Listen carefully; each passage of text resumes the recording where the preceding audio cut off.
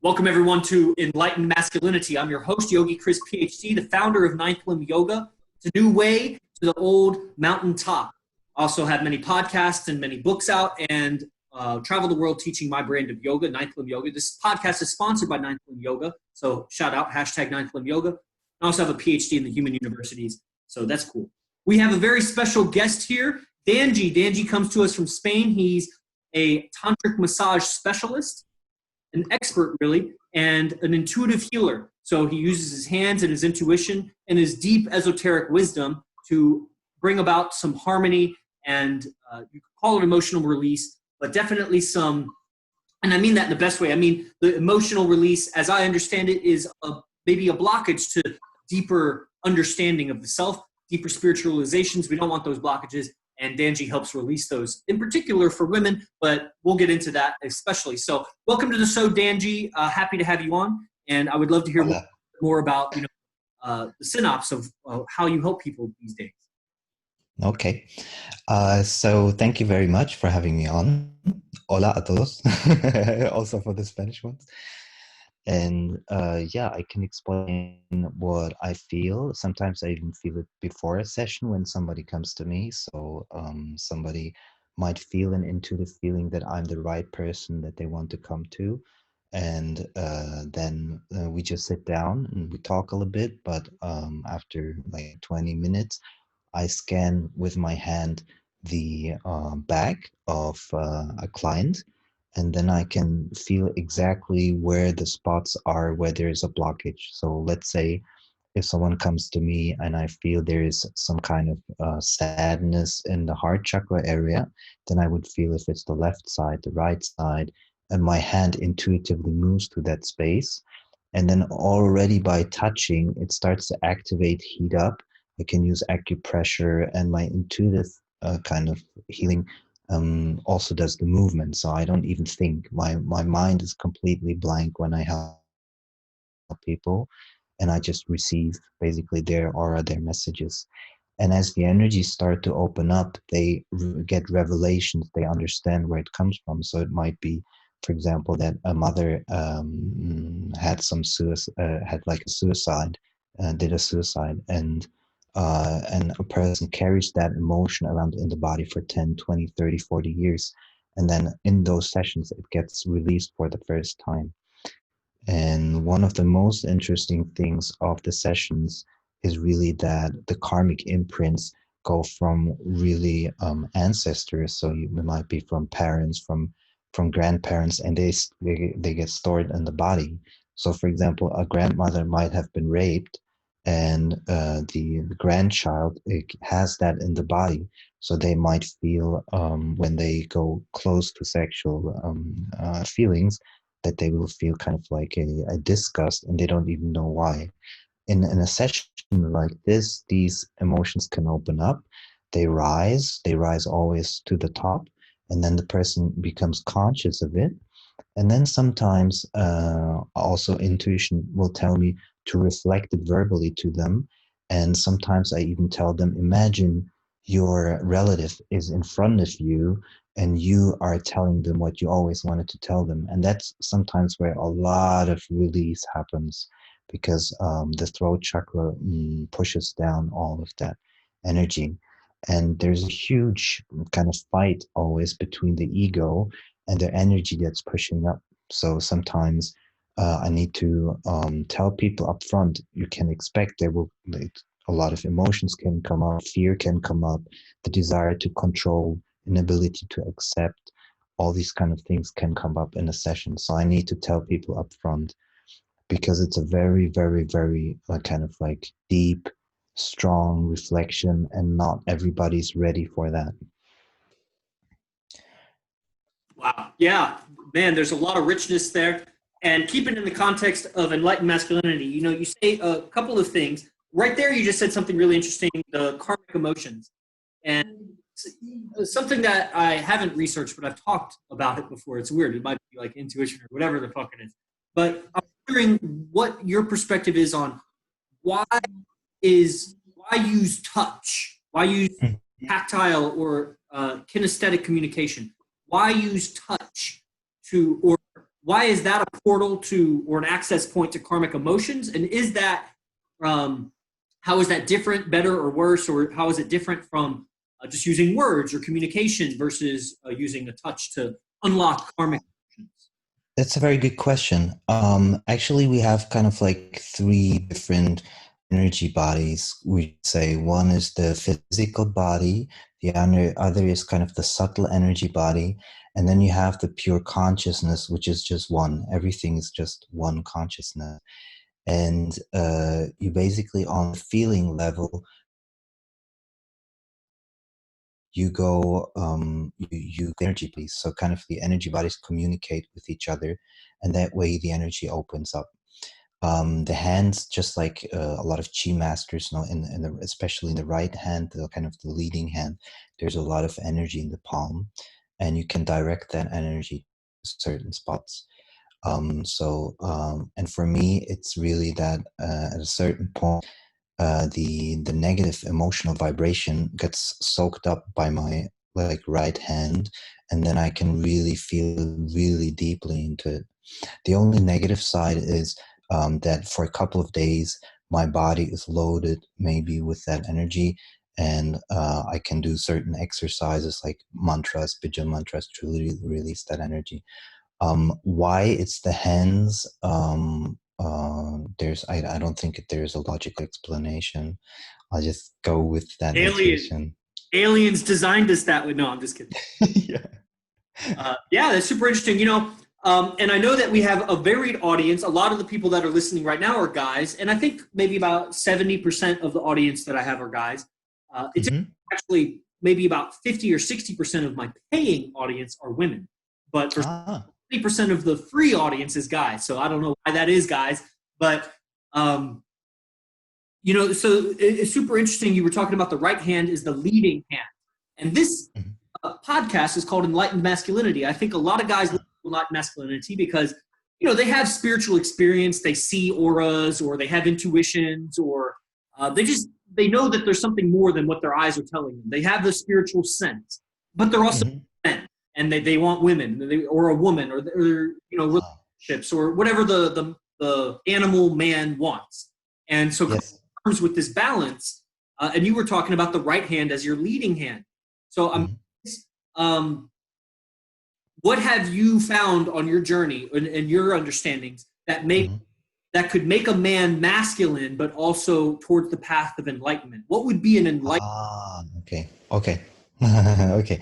So you have the Ida energies and the Pingala energies. On the left side of your spine, you have the Ida. On the right side, you have the Pingala. The right side is the assertive, the masculine side. The left side is the female side, kind of the soft side, if you want to call it the cooling side. It's similar to a parasympathetic nervous system and the sympathetic nervous system. And what is important is that these two are in balance. I'm pretty sure everyone knows like the medicine sign where you have the two snakes around the rod. And that's basically symbolic for the two energies. When they're balanced and they go balanced through all the chakras, then the body is in full strength. And if that strength, if there is a blockage in it, then either the left side or the right side get blocked. The male cannot be, if he's only in the right side and the Pingala side, then he cannot be in his full strength. He needs to open up his female side as well. So it needs to be balanced for there to be full strength. But of course, if there is the sexual impulse comes mostly on the right side. So the kind of the activity, the planning, the doing is mostly right side energies. And for a male to be fully in strength, it's important that he heals both the female side and the right side, because then it's balanced and the middle kind of the middle energy can activate very well. And then you don't even need that much food.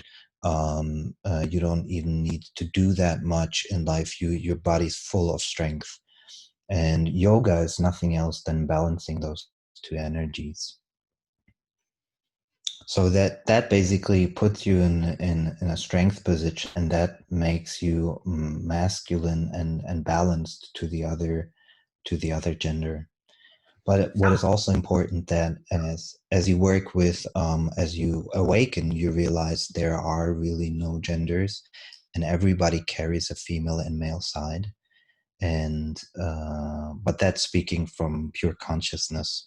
The biological function stays, and I would say there are three important energies in your body, or three important things that direct your life. One is the survival instinct, the other is the procreation instinct, and the third is that which observes everything, which is the consciousness.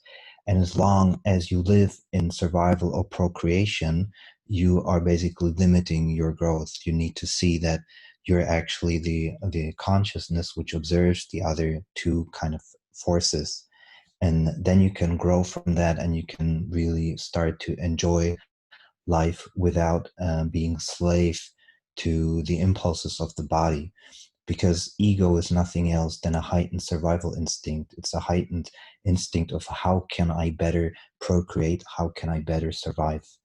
And when you go live with that, then you're always going to be unhappy, because the ego and the body is already split from the fullness of what life is. And it always seeks to complement itself from the outside. So the only way to be truly happy is to realize your consciousness observing these other forces.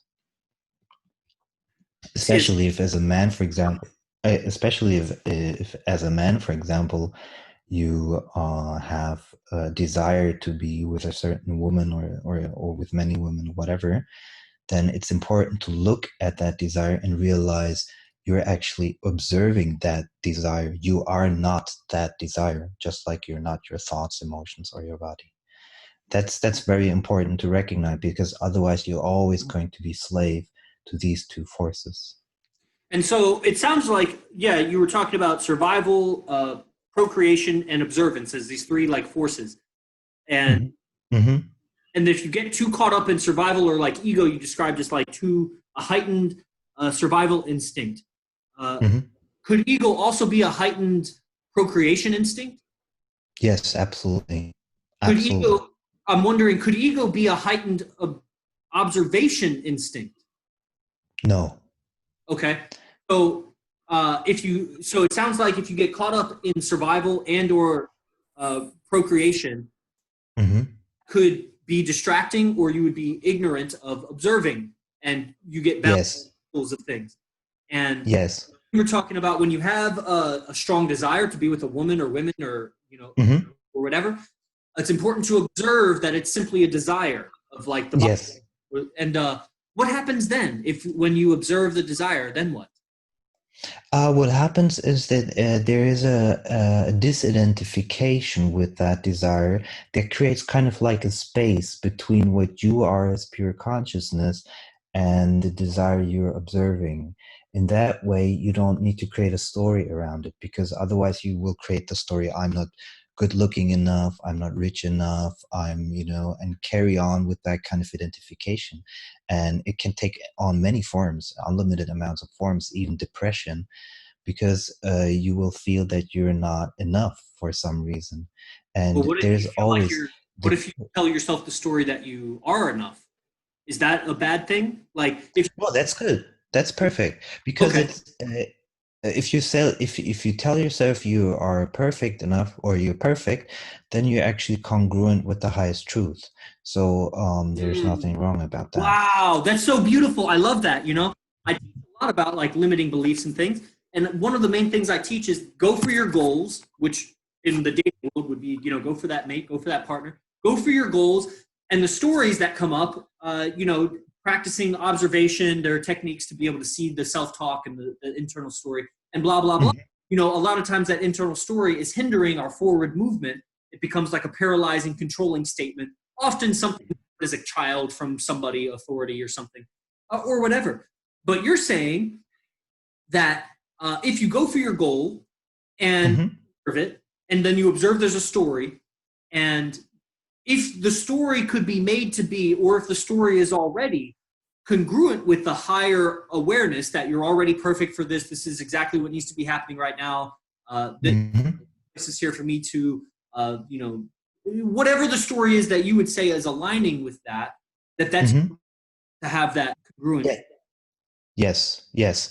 Um, as long as the highest truth is not another fake created story, the highest truth, if it really is if its foundation is really the hard recognition, the consciousness, then it's always going to be true, because you as beingness are absolutely wonderful. You as beingness are magnificent. And that's one of the that's like, if you tell yourself that as a affirmation, then it's completely true to the highest truth. So it's you are love, you are the most beautiful being, but you're not the most but you can create a fake story, which would be like um uh, identifying with your body. So you say, "Oh, I need to improve my body. I need to change my body." That wouldn't be congruent with the highest truth. And the highest truth is really untouchable. It's untouchable beauty, and when you recognize that, then it's congruent. Basically, when I you see. say, for I see. example, that Yeah. yeah. Yeah, it sounds like so this is I think a really interesting topic that so a person, it's so often, especially with guys, that if they're going for a girl, Hmm. their goals, and then they start coming up with these limiting statements that they're not enough or something needs to change or now is not the time or whatever stopping. And Hmm. Hmm. you're saying the most perfect highest truth is um I think it was perfect beauty is what you said. Yes, magnificent, unlimited beauty, everything that is kind of, how do you say? I think the right word is ephemeral, or it's kind of like Ephemeral. divine, kind of like it's not nothing touchable. It's like infinite love, infinite beauty, a wonderful beingness. Beingness is the key word. You're a wonderful beingness, and that's really when you go from that space, then you are really attractive for the other gender, because then Man, you don't project. yeah, um, I want to understand. I'm not really understanding. How would a person know if the story they're telling themselves is aligned with the highest truth? that's You have to recognize the highest truth first, to know that. And the highest truth is that you're pure consciousness observing the body, the thoughts, and the emotions. And that, of course, the prerequisite would be kind of the spiritual awakening, recognizing that first. And that comes with time, listening to that message over and over again. So if you're listening to any kind of Advaita Vedanta non-duality teacher, be it Eckhart Tolle, Muji, Papaji, Ramana Maharshi, all these, they teach that kind of beingness. And as you learn that beingness and you awaken to that beingness, then you will see intuitively what the highest truth is. And it's very interesting, because if you are in the survival procreation mode and you're not in the awakening, then you're always also in comparison. For example, you're afraid to lose who you have, or you want to get someone who you don't have, and all these kind of things. And that completely falls away as you awaken to the truth. And then you can look at, for example, you can look at jealousy, and you can look at yourself. Am I that jealousy, or am I observing that jealousy? Am I that sexual desire, or am I observing that sexual desire? And when you get very clear about that, you create that kind of space, and then you truly become free, because you're not in that emotional prison anymore of fear. And fear is mostly what drives 99% of people. They're kind of feeling like in that emotional prison of what is going to be tomorrow. How's it going to work out? Will I get the wife that I want? Will I get the girl that I want? If I go out tonight, will I look good enough? All these kind of things fall So now, away. And what is I, very important. I would love to Uh, ask. I would love okay, to we kind have of. someone. Yeah, Akash just come in. Before I intro Akash to, actually, we're about to wrap up this episode, so we'll just kind of intro Akash for the next episode. What I got to get this question. So, you were talking about like observing jealousy or observing desire, and Mm-hmm. and then you realize I'm gonna use some of my own words because I forget exactly the words you use, but you kind of realize the absurdity of it, or it's pushing and pulling your system. You're shackled, you're chained by your emotions, and blah blah blah. That story. And so when you observe the emotions that are directing your action or trying to push and pull you into action, uh, Mm-hmm. you realize the absurdity and it goes away. Do you still go for your goals? How do you go for your goals, or how do you go if you just start always observing your emotional impulses? Very good question. Because as you start to observe, all your energy or body energies open up. Even Ramana said at some point, if you're as completely in stillness observing, your Kundalini energy opens up by itself. And kind of the energies open up like a balloon up to your Sahasrara over the crown chakra. So you don't even need to do anything very special. You just need to observe in silence as everything opens up. And what happens then is that the energies connect to kind of like the finer telepathic energies, and the universe always knows what you truly want. And what happens is, as you don't push your ego into what you think you should get, you drop into something that I call the law of the most natural vibration. As you are dropping into a state of least effort and just observing, you receive a kind of intuition what should come next. So without pushing something, you kind of feel like, oh, today I feel like having a coffee. And you basically know when it's intuition or when it's gut feeling, which are two different things. Is when it's intuition, there's not a second option. With gut feeling, there's always a second option. So for example, if you're a woman walking down the street, you might have fear, and you're in the middle of the night, you might want to change from one street side to the other side because you're afraid of someone who comes your way. But that's like two options. You can stay on the one side, or you can go on the other side.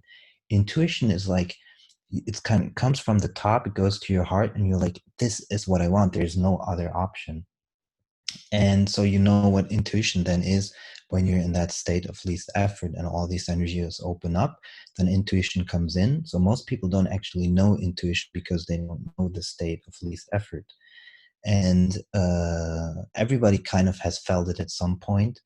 But so it's a kind of like letting go, accepting of what is right now, and from that, the intuition and the impulse from the outside also arises. So, for example, one thing that I really love, one sentence is, I let the next step to the universe. So if I'm in a situation where I say like, oh, this is nothing is really working out, then I just go into complete silence and I say, I let the next step to the universe. And then I just wait it out, and something always happens. And that shows me, aha, there's something that I get reflected over there. And let's look at that, you know? And everything that really like sticks to you, whatever kind of emotion that is, it's a possibility to look at that from the silent observing and trying to create that space so you don't get so attached anymore. And that allows you, and that's very important right now for a lot of people who go out in the evening and searching for girls or something like that, is Hunting. it's the hunting. The hunting is actually not that good. And the reason why is that because in the solar plexus, which the ego mostly sticks to the solar plexus, and a lot of thoughts and control and willpower is manifested there, is there is the control, and the control is already a different vibration than your most natural vibration. So you would go out, for example, into a bar, and it would not be truly your most natural vibration, which means that you would attract a person which is also not in the most natural vibration. So that situation would not be harmonious for you. But when you are in complete kind of like letting go, and the energies open up and you enter into your law of most natural vibration, then you attract very harmonious people to you. A lot of people know this, like when they stop searching, like grandmothers told us this, stop searching for someone, and then the right person comes or something. That's because you enter into your true natural vibration. And then the people that come into your life are much more harmonious with what you truly want. Fascinating. I think that advice is absolutely essential for women to stop. For a guy, I don't know. I don't know. I think we'll pick it up with the next episode on that one.